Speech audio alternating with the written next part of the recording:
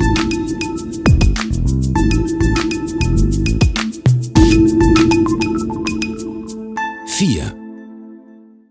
Herzlich willkommen zu Unlimited Communication, Kundendialog neu gedacht. Ich bin Christiane Stein und freue mich sehr, Sie heute durch eine ganz spannende Veranstaltung begleiten zu dürfen.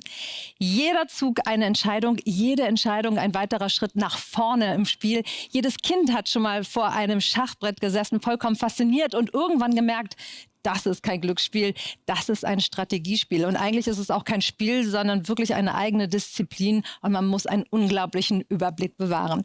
Und diesen Strategiegedanken, den wollen wir heute auch durch die Veranstaltung durchziehen. Ja? Wir haben ja eben schon von unserem Gastgeber gesehen, dass er so die letzten Züge gemacht hat. Und wir werden ihn auch später noch mit seinen Visionen von der Zukunft hören. Lassen Sie uns heute die menschliche Intelligenz einfach mit der künstlichen kombinieren und konkret über KI sprechen. Wo stehen wir da? Was befürchten wir bei dem Thema? Was ist vielleicht auch total überschätzt? Und wir bekommen jetzt zuallererst erstmal Input von einem Mann, der den Algorithmus richtig im Kopf hatte. Er musste vor vielen Jahren seinen Frieden mit den Maschinen machen, weil er sich als Schachweltmeister einem Computer geschlagen geben musste. Das ist schon, glaube ich, eine große Herausforderung.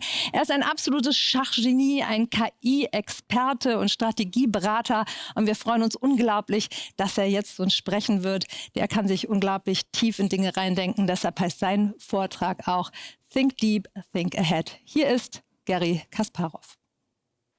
Hello everyone, I'm Garry Kasparov. I wish we could do it in person, but not yet. And we should be grateful for this new phenomenal modern technologies that allow us to organize this meeting and many others virtually. Let me start this talk with a little of my personal story and to tell you how my career as the top chess player, world chess champion, led me naturally to investigate the decision-making and also human-machine collaboration. On this slide, you see one of the happiest moments in my life, maybe the happiest. In 1985, November the 10th, I was celebrated as the youngest world champion in history at age 22. After beating my arch rival Anatoly Karpov, the day before, on November 9th, I was given this award, laurel, and of course, it was very festive mood. And I was hugged, kissed, embraced, congratulated. But while I don't recall all these people now, I still remember one episode that was so contrarian to the mood in this auditorium. I was approached by Rona Petrosian, the wife of former world champion Tigran Petrosian. And she looked at me with a little sadness and said, "Young man, I'm sorry for you."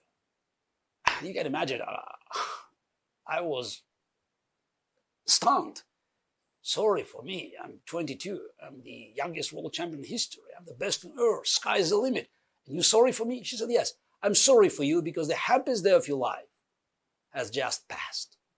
Wow, what a prophecy. I didn't know what to say. Now, 36 years later, I believe that was not a curse, but rather a blessing. Because while she spoiled a little bit of this moment of celebration, she actually gave me a new task for the future, to prove her wrong. And I don't want to overwhelm you with the story of my chess victories, and they were not only victories, there were also losses. I made tons of moves, and each move was a decision. I think the number is something like 82,649, the moves I made. And it's natural that at the end of my chess career in 2005, when I decided it was time for me to move forward and just to look for other opportunities to make the difference. Because that's, I forgot to tell you, that was exactly what I learned from my mother, who kept telling me that it was not just about winning, but it's also about making the difference. And that helped me to stay on top for 20 years because I knew winning is not enough. Because next day I have a new battle. And those who lost, they'll come back with other ideas. They'll analyze my games and they'll try to surprise me. So I have to be one step ahead. I have to be at the cutting edge. I have to be ahead of the curve. And that's became a motto of my life. And in 2005, I just realized that I made all of the difference in the world of chess I could dream of, even probably beyond my wildest dreams. But it was time to look elsewhere. And it's probably natural that I also decided to write a book about my chess experience, how life imitates chess. And you can see these many titles. So the book was published in 23 or 24 languages around the world. But that was not a book about the tips. And probably I can tell you a funny story how the book was released. Since my original approach was in the United States, and the US publisher looked at the book from a very different angle. Yeah, they expected some sort of secrets to be revealed by the best chess player ever. And they thought that I could, share these unique techniques of coming to a decisions. And again, it's tips. That's what they wanted. No, the book revealed no secrets because they're none. It's all about hard work. It's about understanding who you are. It's about how you're making decisions. And it didn't materialize. So my next stop was the United Kingdom. But ironically, the first country that published the book was Germany. That's, I guess, the German publisher didn't look for tips. And they were quite intrigued by that insight in my decision-making process. Eventually the book was published in America, but in some sort of concise version. If you can compare two editions, the UK edition and the German edition, which was translation from this one, and American one, you could see the difference, kind of a language that we versus you, and it's more, this direct approach, just about business rather than having, the full perspectives.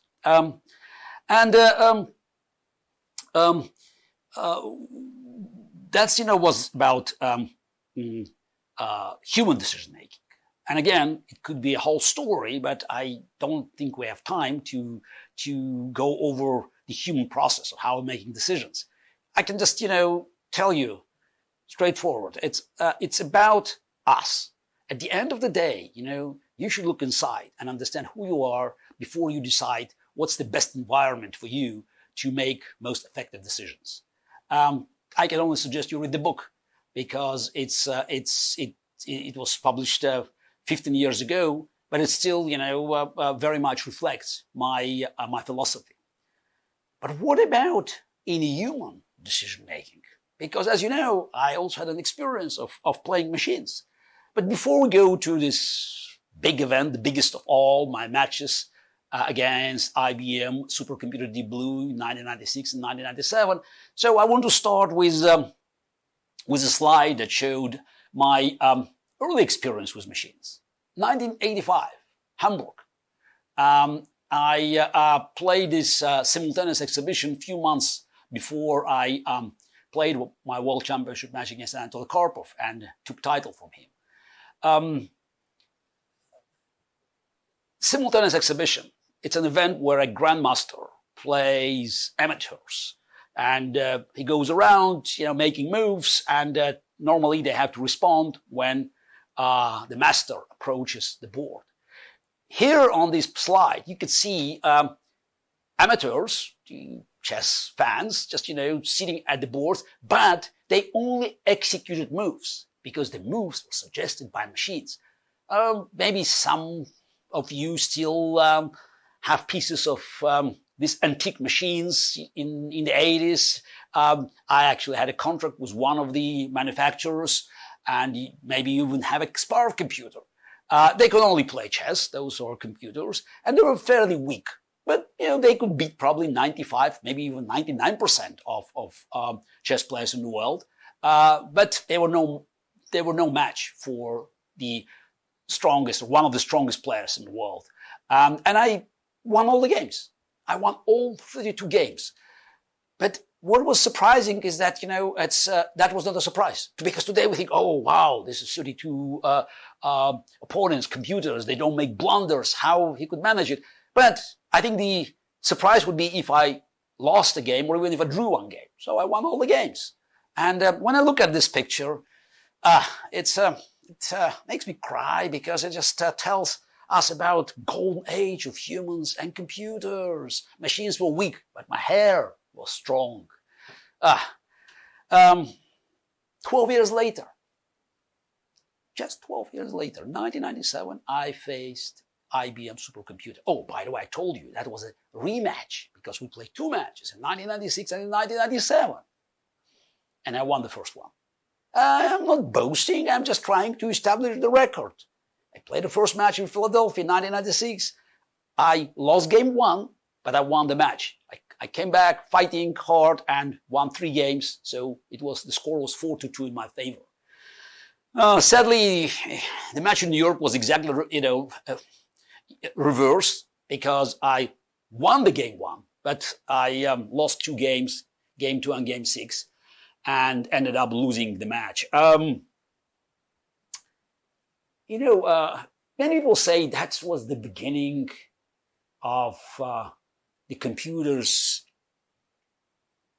era of computers' dominance. It's the dawn of AI. Let me tell you, Deep Blue was not intelligent. It was as intelligent as your alarm clock. A very expensive one, $10 million a piece, but still, it was not about intelligence. It was about machines using brute force and capitalizing on human mistakes.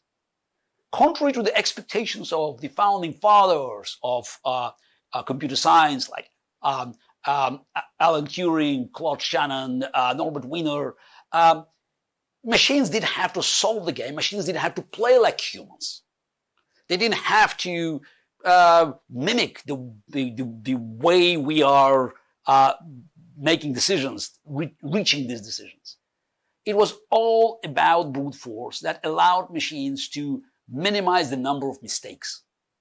And that's very important to remember. In our relations, humans and machines, we should recognize that in everything that can be explained and described as a closed system, and the game of chess definitely is one of the closed systems, as any other game, whether it's Go, Japanese chess shogi, even Texas Hold'em poker, video games, machines will dominate because machines will eventually reduce number of mistakes, and humans, even the best of us, we prone to make mistakes.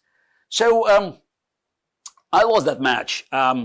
It was very, very painful, but you should remember that it was not the first match I lost to a machine. For me, it was the first match I lost, period. And I tried to play another match with IBM. They decided they could gain nothing by accepting the challenge because they knew that at the time I was, still very competitive. Probably, I would even be a favorite if we play another match because now I could concentrate on the preparation and knowing more about this computer. But to understand the real strengths of Deep Blue in 1997, you should just remember, if you have a chess app on your mobile device today, it's as good or even stronger than Deep Blue. And if you have a chess engine downloaded online on your laptop, this online player is much, much, much stronger than Magnus Carlsen, our current world chess champion. And the difference between the strongest chess player today and this chess engine running on your laptop is about the same as between Usain Bolt and Ferrari. So going back to 1997, I understand what happened, and I was licking my wounds, ruminating about my future, the future of my beloved game. And I thought, look, you cannot beat them, you have to join them. Natural choice. So and I came up with a new concept that I called advanced chess. Advanced chess was a combination of human plus machine facing another human plus machine. And I believe that it could help us to play, almost flawless chess, because that was a plan. How about bringing together machines' brute force, machines' pattern recognition with human intuition and human creativity? And chess was an ideal lab, ideal testing field, just to see how it works. Sometimes people ask, but what does human bring into this combination? So if machine is dominant, Mr. Kasparov, you just explained that machines are so much stronger today. So why we need humans? But it's not about machine being stronger. It's not about machines being able to cover 90, 92, 95, 97% of the territory of decision making. We all know that 100% absolute perfection is not achievable. Not here, not ever, not in this known universe. So machines could get closer to this perfection, but still closer, and there's still room. And even if we believe to these last few decimal places, we still have our role, and I would say our indispensable role to play in guaranteeing that this human-machine collaboration will produce best results. And somehow, I found inspiration not from science but in art. And when you look at this phrase by Pablo Picasso, first you may think, that's nonsense. Machines are useless because they can only give you answers. But think again. It's a very, very important statement because it helps us understand the machine's shortcomings. Yes, machines can analyze games, can give you correct answers, but questions are a beginning. As a great artist, Picasso knew that to reinvent yourself, to come up with new ideas, you have to ask the right question. Can machines ask questions? Yes, they can, but they don't know what questions are relevant. It's for humans to actually understand. So it's the direction. So we should look, at the task, and asking the right questions. We can effectively use an enormous brute force that could be given to us by AI. And what we found in this experiment at the chessboard is that in this combination, human plus machine, the best result will not be guaranteed by having a best human expert and the fastest machine. Of course, it doesn't hurt, but what is the most important thing is the interface, the process. The process is the king.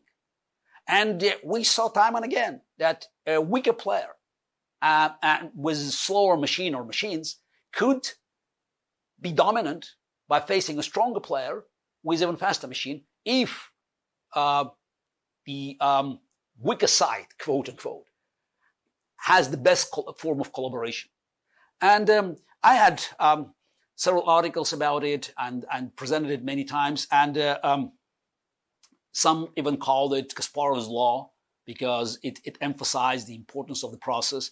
And recently in Milano, there was a research that proved that this formula works in radiology. It guarantees that, it's having, a better expert on computer side, somebody with, of course, experience in radiology, experience in medicine, but also understanding how to bring machine in, how to compensate the machine's machines' deficiencies in these areas, will provide better results if you have, on the other side, a greatest expert who, trust me, instinctively might feel uncomfortable by working with machine because, being a big expert, you're proud, and sometimes you waste your time by trying to undermine machine's expertise by challenging it, while you should simply accept it and find exactly the place where your human contribution will be unique and very useful. So I also had an article with Professor De Kremer that was recently published in Harvard Business Review, and we talked about AI as a combination of human intelligence, we call authentic intelligence, machine's intelligence, artificial intelligence, and a combination of that, which is called augmented intelligence. And that's exactly what we should have as the bottom line of this cooperation. And to understand this, the whole history of this our relations with computers, we should look at the cycle. And there are three stages of machines getting in and playing a larger role in these relations. It starts all with machines, just being a brute force, and that's it. Machines strictly follow human instructions. And by the way, most of machines today, I don't know, 99%, they still very much, rely on this, on human instructions. And even if they called AI, but they're still, following the old rules. Then we move to a next level of smarter machines. So that's where we're now. So machines that a partner with experts. That's the call of advanced chess, or just it's as in happens now in business, whether it's in medicine or in finance or you name it. And that's what's happening now. We could see this transition, and the future is it's the machines that will require only for humans to give them the framework. So machines that will operate in a human design framework, and they will not even need the human specific experience. Again, just a framework. And the roles of the human will be more like a shepherd. It's the guiding these flocks of intelligent machines, of these algorithms, into the right places. And as I already mentioned, I think it's better for us. It's always better to use the term AI as augmented intelligence rather than artificial intelligence, for many reasons. One is just, as I said in our article, we explained this difference, but also there's a psychological one. Artificial intelligence sounds like a menace. We all know from Hollywood, these terrible images of the Terminator, the killing robots, the Matrixes. No. Let's recognize, we should work with machines. And augmented intelligence, it's a better reflection of this cooperation, but also it sounds friendlier. And also, this is this is when we look at this collaboration of machines and humans. So I brought here a telescope. I thought it was actually a good example to understand, so that no matter how powerful technology is, no matter how useful technology is, it's still about us. It's about our courage to use it and also our ambitions. Because you can have the powerful telescope, and it does for our vision what machines do for our minds. But it's about direction. It's just you have to recognize that this telescope, if it looks downward, it does no good.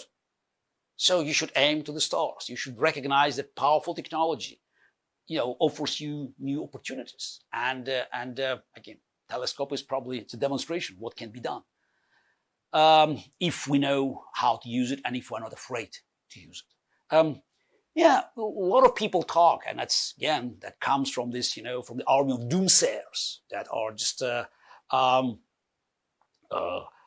spreading the word about the ultimate threat to humanity. That's we will all be extinct since machines will dominate the field and will eventually go after us. I don't know why they think that machines at one point get an idea that we are not needed at all. Okay, just leave it there. But there are real threats to the jobs. People say, oh, but it's just the jobs, because the younger people have an advantage. Yeah, you look at this slide and you probably understand it's the machines, the evolution of machines. It also makes us, more comfortable while working with them because the algorithms are friendlier. You look at early days, this is the 90s, and then the keyboards, and then you have the first decade of the century, and you can see the progress. And now you have kids, this is the second decade of the 21st century, and the kids, they can just swipe their finger. But since machines are getting friendlier and it's easier to use, it also offers us, all the people, I'm turning 58 soon, so it's the great opportunity to utilize our experience, because experience will be needed for these machines to be guided. Remember, asking questions. So we know how to ask questions. And, I don't want to sound callous about jobs being lost. Every technology that was ever invented in the history of human race, at one point, destroyed old industries, but it brought new jobs. So we just have to stop crying over spilled milk and just move forward. Because machines create new jobs. What jobs? I can tell you, I don't know, because look at this slide, look at these pictures, and what do you see here? You see the jobs that are very popular today, like a 3D engineer or social media manager, or those who work in medicine now using these computers. These jobs didn't exist 15 years ago. So how do we know what kind of jobs will be created throughout this process in 10, 15 years from now? I bet you there will be new jobs. And I bet these jobs will be great jobs, great opportunities for our children, for our grandchildren, and we can only dream what kind of opportunities these jobs will present for future development of our world. And also, again, only limitations is our courage, is our ambitions, I want now to go over, the AI summary, because all we discussed now, it's just you can put it in all stages, and as just general observation, it's just when humans interact with machines, there's some kind of 4 stages. So and the first one is just you have machines just being not a toy, but having very few uses. Then machines can do it. Remember I played the exhibition in 1985? Yes, they knew how to play chess, but no match for top expert. Then there's a very short moment. It's like a dot in a history timeline where we can play with computers. We can compete. But then machines are, much better forever after. Ironically, the phase 3 is the most exciting. We talk all about it, though it's the shortest one. But now just let's move to the big summary. So just to go point by point of this presentation. So the first thing, very important to remember, machines do not have to be perfect, only better. It's very important, for those who are now complaining about driverless cars. Oh, driverless cars are too dangerous. They do not guarantee you, full safety. No, they don't. Again, there is no 100% perfection in this known universe. But Will machines make fewer mistakes than humans? Yes, absolutely. The problem is, if something goes wrong with the driverless car, you read it on the front page of a newspaper. And nobody talks about 40,000 lives being lost every year on the road in the United States because of human mistakes. So, again, not perfect, but better. So, AI will do things differently from humans. So we should not try to concentrate on how the decision is being made, because the way machines operate, does not reflect our process of reaching decisions. So it's about bottom line. It's about how we use this power to get to the point, and if it just goes there, not in a route that we had in mind, so be it. Now, something else is very important. AI will do more road work. So today, so much work that is being done now. It can be replaced by AI and by intelligent machines. And one of the reasons, because over years, decades, we have been making compliments to some of the workers, saying, "Oh, he or she, they work like a machine." Now we have to do the opposite.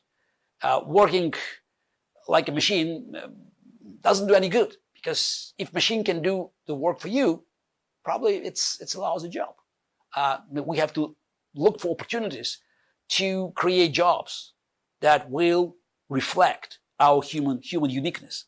So I believe that collaboration with machines will eventually help us to become more creative. Actually, it will make us even more human. So the next point, intelligent tech is easier to use because it requires less training and retraining. So new opportunities for all the people who are not so savvy with this new tech, but they have experience, they have knowledge, they have wisdom, and we should find a way to utilize it and to make sure that in this human-machine collaboration, the ability and the prowess of all the people to ask questions, right questions, to understand where to stop the process of deliberation and move forward. So that could be used effectively. So AI plus human plus process equals augmented intelligence. And why should we be afraid of smart machines? Because in the past, machines made us stronger, made us faster. Intelligent machines will make us smarter. So machines will not kick us out. We're not going to be expelled or extinct. We're going to be promoted. And again, it's about our ambitions and it's about our coverage. Now, since I already talked about ambitions and courages, this just to understand. So the environment, I'm not talking about natural environment now, but more like a psychological environment, business environment, is how we think, how we approach things these days. And I have these couple of slides that you should look at. It's Ngram. So you do it, on Google. So you just, you have the mechanism, the algorithm that, helps you to find out how certain words, phrases have been used over years. And by doing so, you can discover a couple of very interesting things. Just look at the first diagram, and it has 3 lines. And this is you can see that this the first 2 are just they're very natural. This is the capital in investment, and they do as expected. Actually, you can add other words. You can have computers. You can have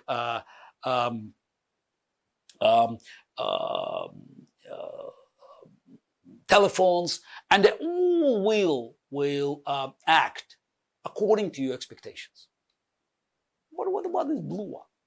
Why this blue one all of a sudden jumps It's, in the mid-60s, what's happened in the mid-60s? That this, all of a sudden this year, a word that, that was neglected, not used often, and all of a sudden becomes, just a very important part of our life.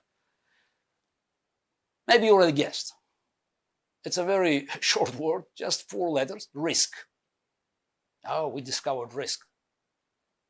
And now you look around and the businesses, it's all about mitigating risk. It's about measuring it. It's about finding the risk-averse strategy. It did affect our lives. So we abandoned so many risky adventures, enterprises. The result probably was predictable. Yes, we made great improvements in our lives. It's became more comfortable. So we have so many things that are just much better off, but we paid by becoming less ambitious and less courageous.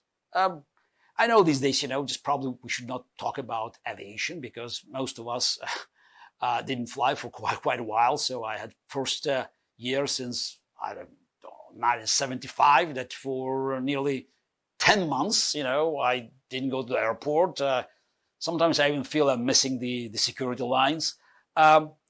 But, just remember this, the planes that we fly today, oh yeah, they're much more comfortable, yes. And they are safer, yeah. This is those that were flying in the 60s.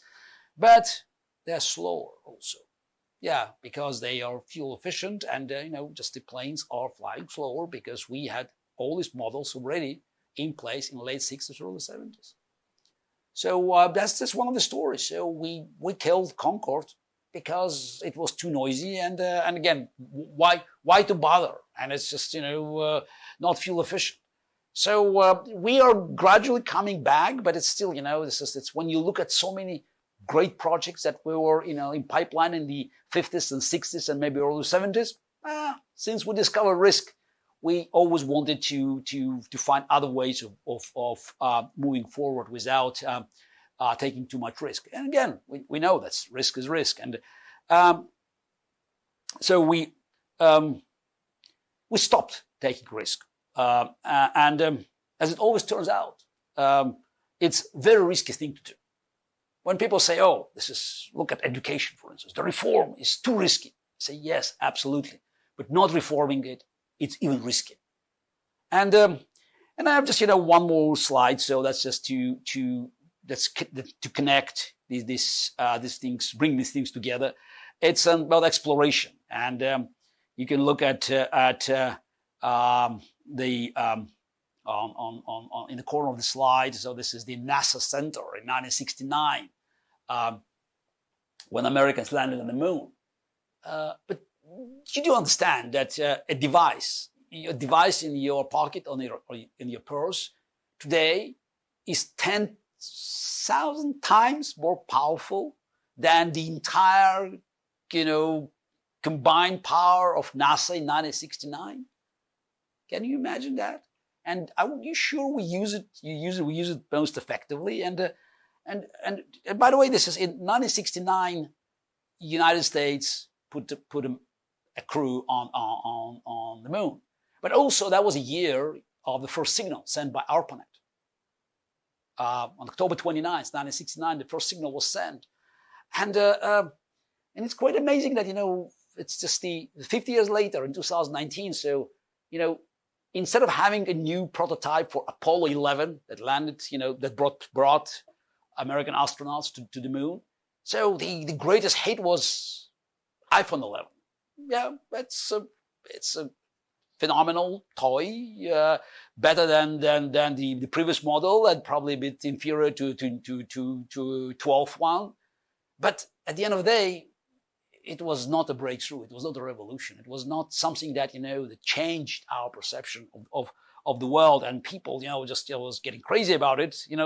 The same way they get crazy about Apollo 11 in 1969. Not that the same things, of course. And And so what happened this year?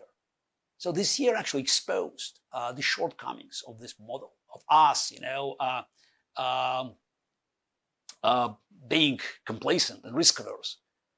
Because, imagine how many things we could do better if we had already driverless cars or robots in the hospital. But maybe we should look at this pandemic from this new angle.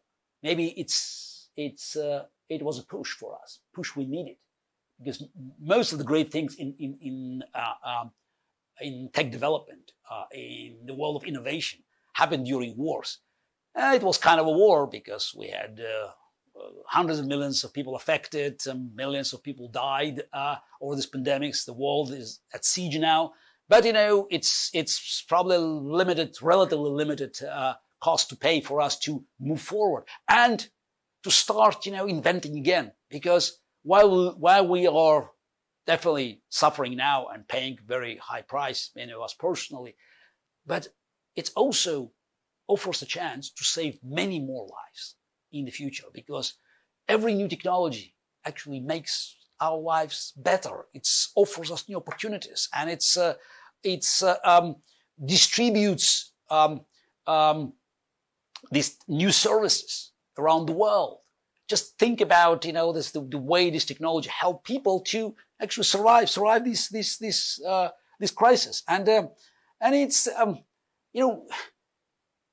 the reason I believe in this in exploration. I believe that we have to go back to space, the adventure that we abandoned in the 70s. The reason I believe we have to explore the deep water of the oceans is because it was always, part of human history. Exploration was a very important element of us, moving forward. It's space and oceans offer us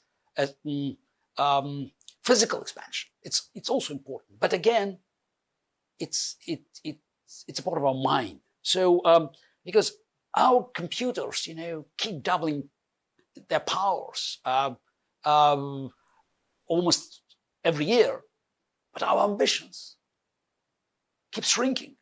So I just put there Angry Birds, just on the slide, just for you to ask this question: are we going to Mars, or are we going to keep throwing birds at pigs? Oh, again, we don't all have to go to Mars. Yeah, don't get me wrong. It's a metaphor. It's a metaphor for human ambition. As 50 years ago was a moonshot. Now we should probably do it, a Mars shot.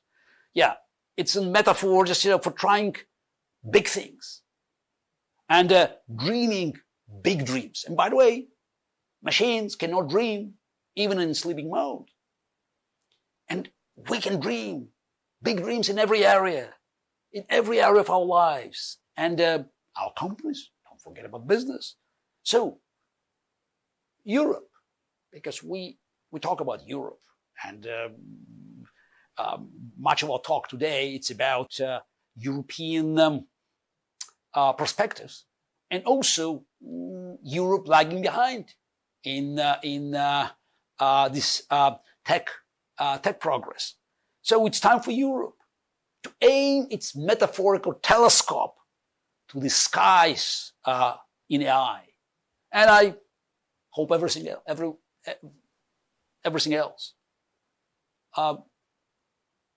It's going to be a big year. It's going to be a big decade, and I hope that I'll be around to see it. So the bottom line, the message is ready to think big.